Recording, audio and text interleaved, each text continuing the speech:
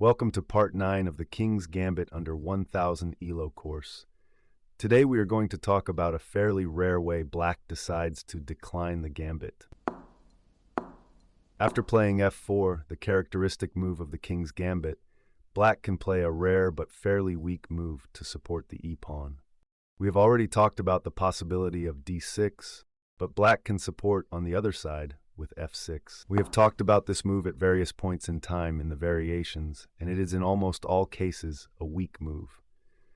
Playing f6 opens up the diagonal leading to his king, and blocks some of his pieces in.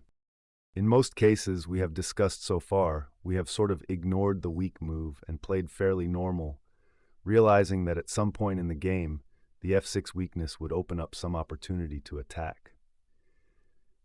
Here we are going to take a different approach, for I think the first time in the course we are going to play an early f takes e5. Now this isn't the computer's recommended move, but I chose to show you this line because it is tricky for Black to play if he doesn't know what is going on.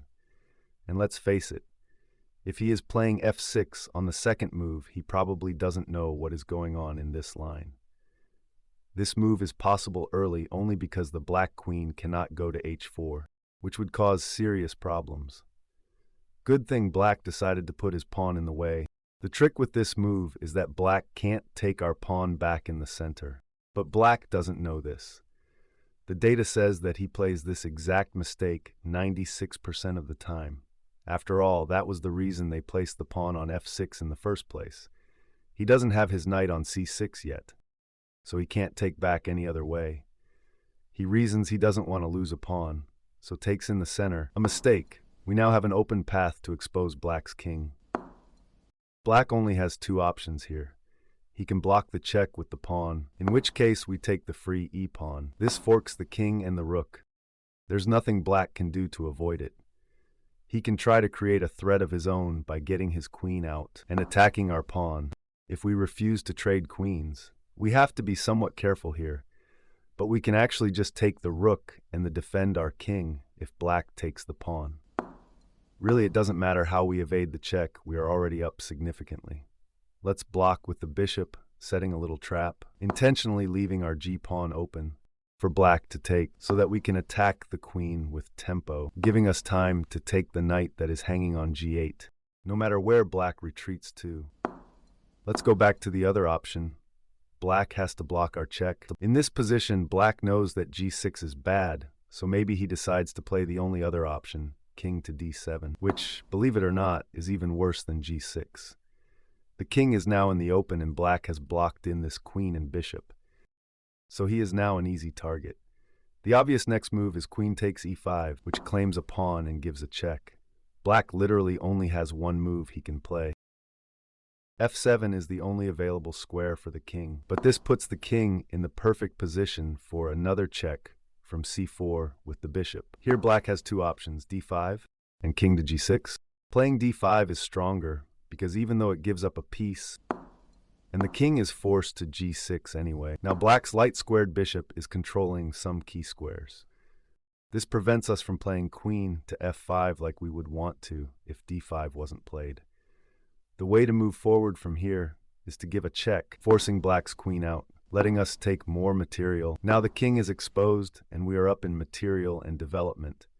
Black can try to get something back by taking on g2, a common mistake. But this lets us attack the king even more with something like this.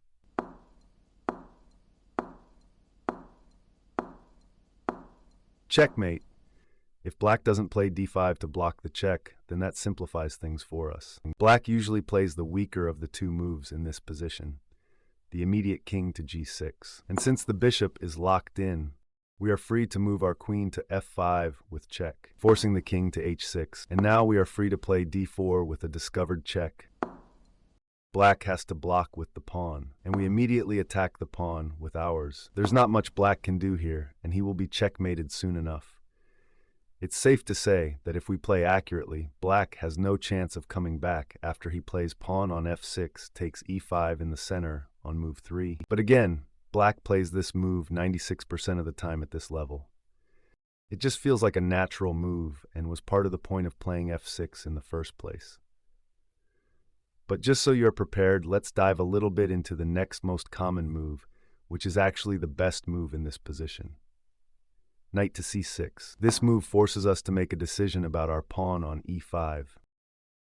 It is tempting for us to just ditch the pawn and trade it off. But the problem with this idea is that it helps black get his other knight out. And all of a sudden, we are very behind in development. In the King's Gambit, we always talk about a quick development, even at the sacrifice of a pawn. And this position is no exception, so we just completely give up the pawn and get our knight out instead. If black decides to take our pawn with his knight, then when we take his knight, and if he takes back, we will get a similar attack as the previous lines, as we can get our queen out to h5 again. So black needs to take in the center with the pawn. If black takes with the pawn, we will need to take a more normal approach to the position. In many f6 cases we have talked about, we end up playing bishop to c4 because it controls some of the squares around the king. Reaching this position is fairly unlikely, so we will look at one common continuation from here. Black is most likely to get his other knight out, attacking our pawn on e4, but this is not so much of a threat. I recommend just castling, and if he takes in the center, we get our knight out. To reach this nice position, our queen, rook, and bishops are very free to move.